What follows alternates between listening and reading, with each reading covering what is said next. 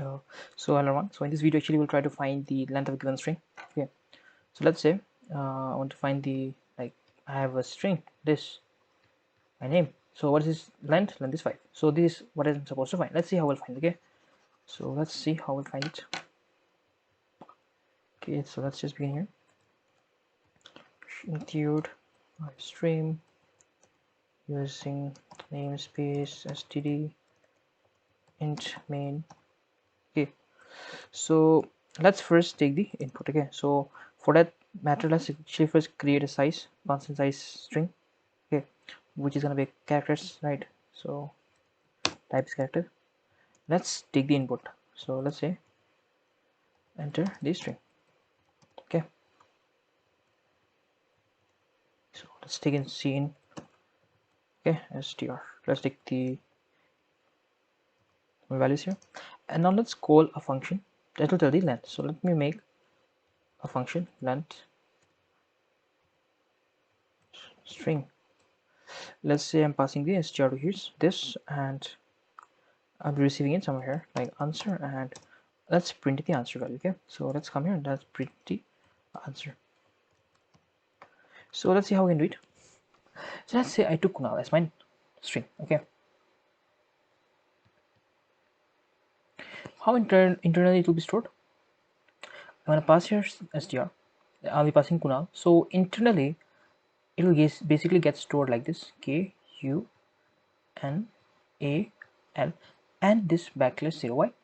This is the terminating part of a string, right? Null character, right? So see, let's see what we'll do. See, I'll travel at every character. As soon as I find this character null, that means I'm saying that, hey, I found null character, stop, return 0, because this is not going to contribute anything to our length, right? So this becomes the base case. Okay, next case, what is assume? Okay, let's see how we'll do it. Let's assume till, let's write the base case and assumption part, and then we'll see what are the things that we need to actually do by ourselves. Okay, so let me just show it to you. Let's just create it. So if we're returning an integer, the name of the function is length string. Control V. I'm gonna get a string. So it's not character, it's character array. So str, it's an array. So this is the thing. Okay, so here, what is the base case? If in case str of 0 equal this, that means this is the end of my string, so just return 0. That means this does not contribute anything to my string length. Okay, next is, this is the base case. Okay, base case. Next is, come here, do the assumption part. That means you can assume that, let's say,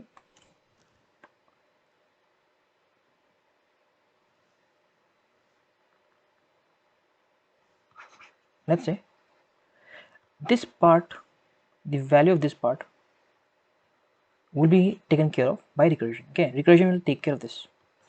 I need to just handle this part. Okay, let's see how we'll do it. So let's tell recursion, go and bring the length of the part that I'm giving you, and trust recursion, because that's the assumption part, right? It will surely bring the answer. Okay, so let's say it's gonna bring my answer. So I'm going to store here. So the function name is length string. The parameters that I'm gonna pass to it is str plus 1, right? So as soon as I write str plus 1, the address of from u to till and will be passed on to it. Okay, so okay, great. This will bring me the length from u and a, right? Afterwards, what do you think I should return? See, this part is being taken care by recursion. It brought me the length as it will bring me 4. Okay, now I need to take care of this part. Okay, do you think that this is gonna actually make any changes to our length? Obviously yes. That means this is actually gonna be a part of our length. Of what size? It's affecting me a size of 1. So let's return 1 plus whatever answer recursion brought for me. Okay, why I'm writing here 1? Corresponding to this k, I'm writing this 1. Okay, let's say I'm trying to actually, I have this name Rohit and then \0. So this part will be handled by recursion. After recursion brought me this answer, it will tell me, hey, the length of this part is 4. I'll be like, okay, you have found the length is 4. Now because of this one character, I'm gonna actually add 1, okay, to my answer. Okay, I hope you understood why we're gonna add 1. Okay, so let's see how we'll do it, and then we'll do the dry run. Okay, so Let's do this. Let's see if it is working or not. Obviously it will work. If everything goes fine, then this should be 1. Okay, 1 plus y1, because 1 is corresponding to k, and whatever answer has been brought by recursion. Okay, just return the specific value. Make sense? Okay, so let's, we've already called it here. We're even getting the value. Let's see what's the value as per us. Let me pass my own name. Okay, so let's pass. What is the length? What are we expecting? We're expecting 5. Okay, let's say I'm passing something like what should I pass? Rows. Okay, what should be the length? 4, right? Or let's say something like, let's pass cat or dog, or I don't know, length itself.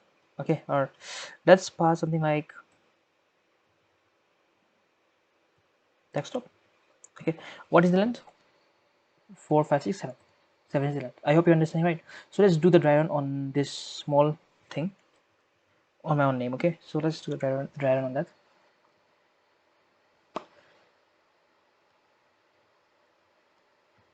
K U N A L and backslash 0. Okay, so recursion came here and it's like, hey, is the length of the string? See, first everything is this is in past. Hey, is s of 0 equal to null? No.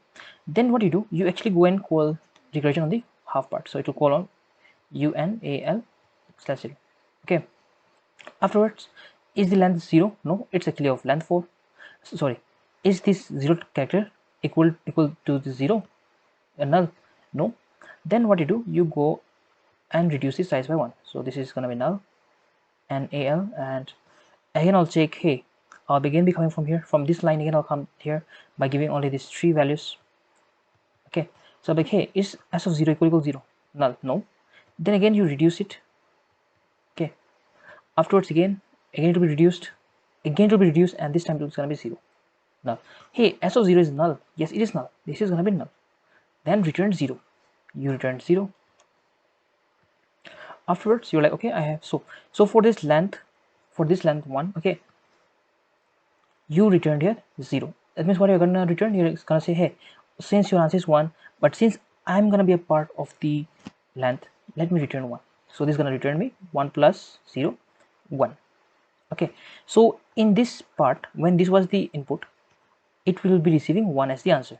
So it's like, hey, since this part gave me answer as 1, even me, I am actually gonna be a part of the length, so it's gonna be like, okay, for that matter, let me return 1 plus answer, 1 for this a, and whatever answer recursion brought. So this will actually give me 2 as the answer. Okay, return 1 plus 1 as answer. Okay, so now this part brought me 2 as the answer. Now, and it's like, okay, even me, I'm gonna be a part of the length, so even I should actually include myself also. So for including, it's gonna be 1 plus whatever was the answer.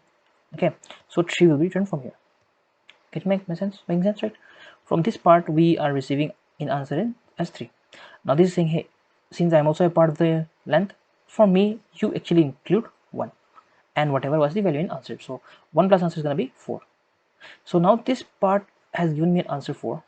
Okay, now come to the main call, and now it's like, here I have received answer as 4, and I'm saying, hey, okay, since I received 4, but since this is also going to be a part of my length, pass one more 1. Okay, for that, so 1 plus answer is going to be 5. So ultimately this 5 will be returned to what we are returning. We are returning to the main function, and then it's printing it. I hope you understood this program, right? Simple, right? Okay, so let's keep this thing just for this, like, let's just keep this question for this video. Okay, in the next video let's do some more questions. Okay, so see you guys there. Okay, thank you.